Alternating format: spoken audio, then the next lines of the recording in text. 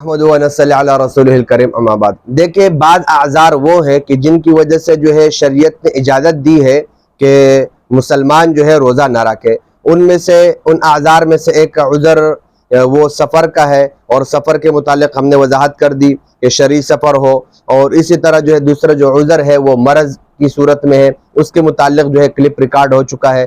تیسری چیز جو ہے وہ بعض مرتبہ عورتوں کے متعلق خصوصی طور پر، یعنی عورتوں کے جو مسائل ہوتے ہیں ماہواری کے، نفاس کے، اس کا جو ہے ساتھ میں اس میں بھی شریعت کے طرف سے اجازت موجود ہے، رخصت موجود ہے، اور ان کو جو ہے شریعت کہتی ہے کہ آپ روزے ان دنوں میں نہ رکھیں۔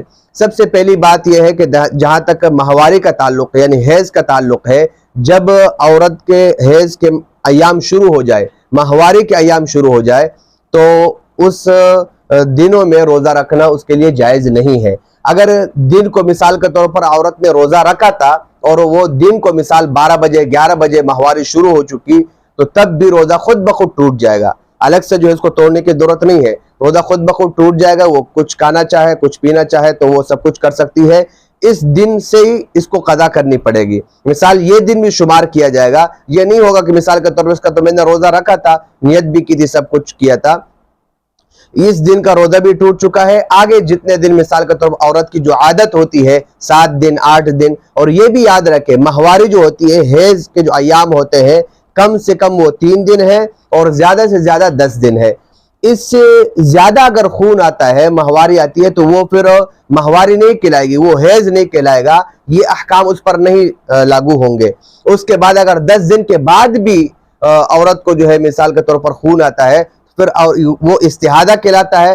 ایسی صورت میں عورت نماز بھی پڑھے گی، ایسی صورت میں عورت جو ہے روزہ بھی رکھے گی۔ اگر شوہر ہم بستری کرنا چاہے تو وہ ہم بستری بھی کر سکتا ہے۔ تو یہ بات یاد رکھے کہ حیض کے کم سے کم جو دن ہے وہ 3 ہے، اور زیادہ سے زیادہ جو دن ہے وہ 10 دن ہے، اور عام طور پر عورتوں کی عادت ہوتی ہے۔ یہ تو حیض کے حوالے سے بات ہوئی۔ دوسرا مسئلہ جو ہے، لیکن یہ بات یاد رکھے کہ ان دنوں میں، ماہواری کے دنوں میں، روزوں کی تو قضا کرنی پڑے گی، البتہ جو ہے نماز کی قضا نہیں ہے۔ دوسری چیز جو ہے وہ نفاس ہے۔ نفاس وہ خون کہلاتا ہے جو ولادت کے بعد آتا ہے۔ یہ ذہن عورتوں کے، یہ ایک تصور عورتوں کے ذہنوں میں ہے کہ جو نفاس کے جو ایام ہے وہ 40 دن ہے، وہ جو ہے 40 دن تک انتظار کرتی رہتی ہے، نہ نماز پڑھتی ہے نہ روزہ رکھتی ہے، کیونکہ ہماری جو ہے 40 دن ہے۔ یہ غلط تصور ہے۔ دیکھیں نفاس کی کم سے کم مدت کوئی بھی نہیں ہے، 1 گھنٹہ میں جو ہے ہو سکتا ہے، نفاس 1 گھنٹہ بھی ہو سکتا ہے، اور زیادہ سے زیادہ حد اس کی 40 دن ہے۔ یعنی کہ اگر کسی عورت کو مسلسل نفاس آتا رہے، یا اس کے جو ہے نفاس چلتا رہے، تو اس کی آخری حد جو ہے وہ 40 دن ہے، یہ آخری حد ہے۔ لیکن کم سے کم وہ 1 گھنٹہ بھی ہے، کچھ ساتھ بھی ہے، کچھ گھڑی بھی ہے۔